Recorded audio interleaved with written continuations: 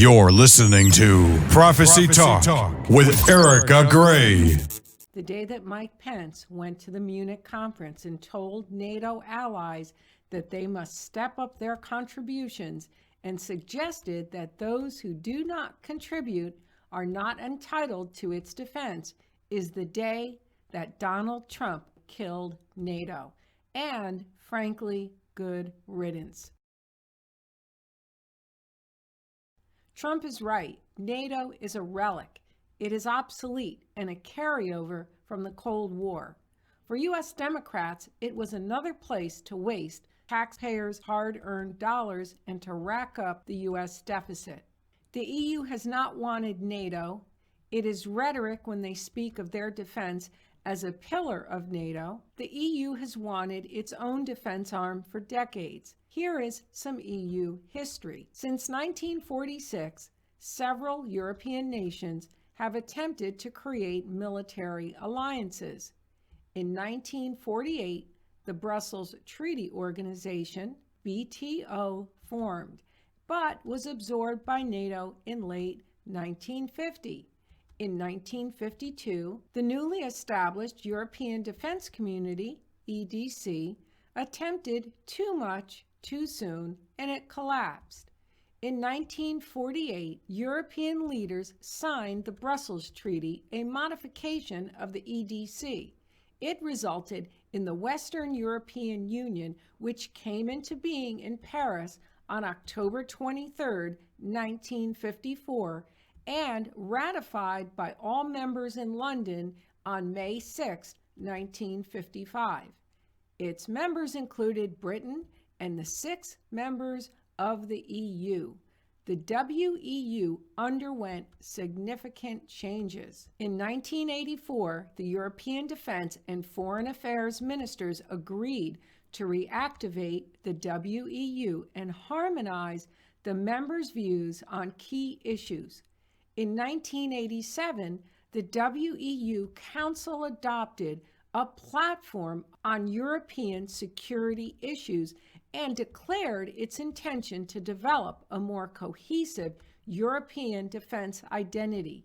Prompted by the crisis in the Gulf and by German unification, which meant a larger, more powerful Germany and an uncertain NATO, the EU members decided that their union should include defense. Some suggested that the WEU merge with the EU. The WEU admitted a host of new members in the mid-1990s. The European Council met in Cologne in June of 1999 and decided on a common policy on Russia, which was the first use of the common foreign and security policy, and adopted the Declaration on Kosovo. In relation to the European security and defense policy, the Council declared that the EU must have the capacity for autonomous action backed up by credible military forces, the means to decide to use them, and a readiness to do so in order to respond to international crises without prejudice to actions by NATO. In 2000, the European Council of Nice established the decision-making bodies Political and Security Committee and a military committee reinforced by a military staff and a crisis reaction force of 60,000 soldiers.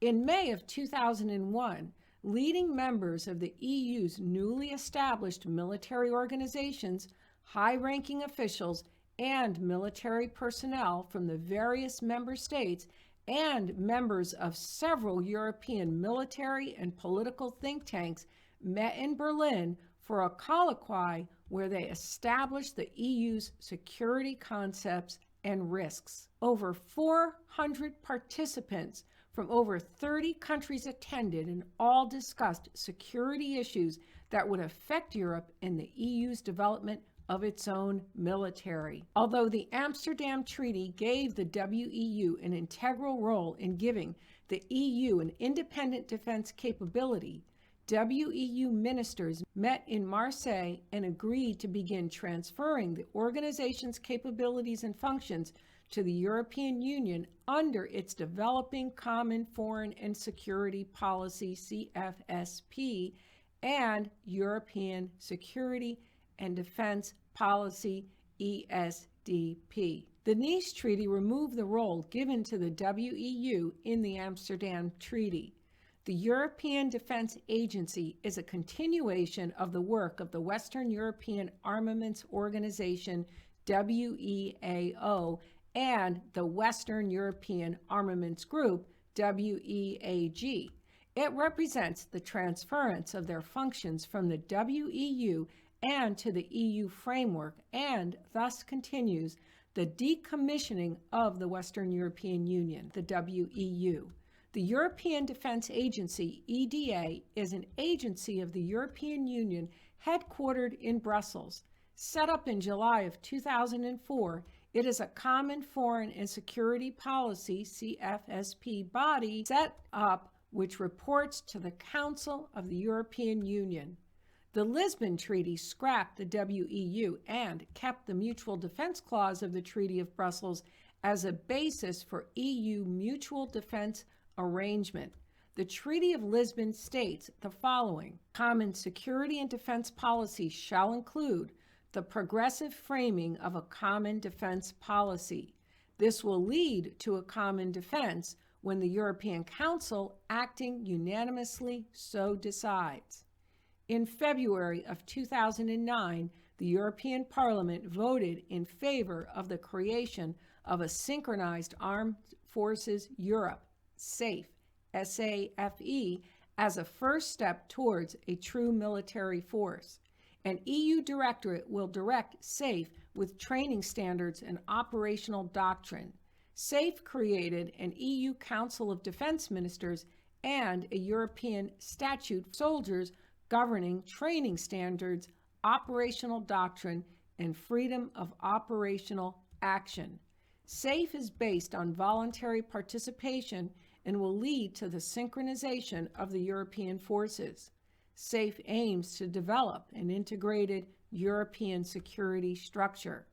There will be civil and military capabilities in the member countries' reach. According to the November 17, 2009 Times Online, Italy will push for the creation of a European army after the adoption of the Lisbon Treaty.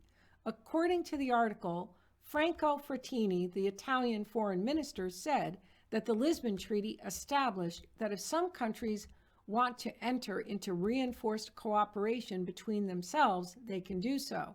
This agreement existed with the Euro and the Schengen Accords on frontier-free travel, and a common European defense will take the same approach. Mr. Frattini suggested that if there was a European army, one nation can send planes, another tanks, and another armored cars. He said, "This is the idea of a European army." That was then.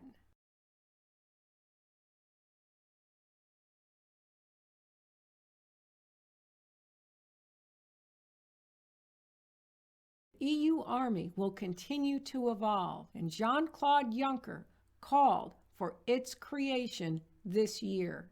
With Donald Trump calling NATO obsolete, which it is, EU leaders are acting shocked, but have been at work for their own defense, as I've relayed, for decades. Some EU officials were stating that NATO had no purpose and was dated after the end of the Cold War. It should also be noted that one of the Secretary Generals of NATO had even written essentially that NATO was useless before serving as its Secretary General. This was Xavier Solana.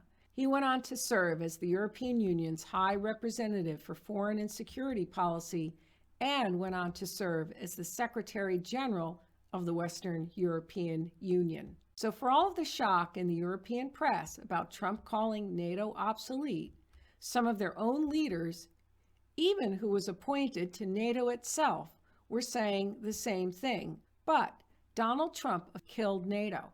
And how did he kill NATO? By asking the EU countries to cough up funds so that the defense does not rely on the U.S. Even though it is not official and NATO is still intact,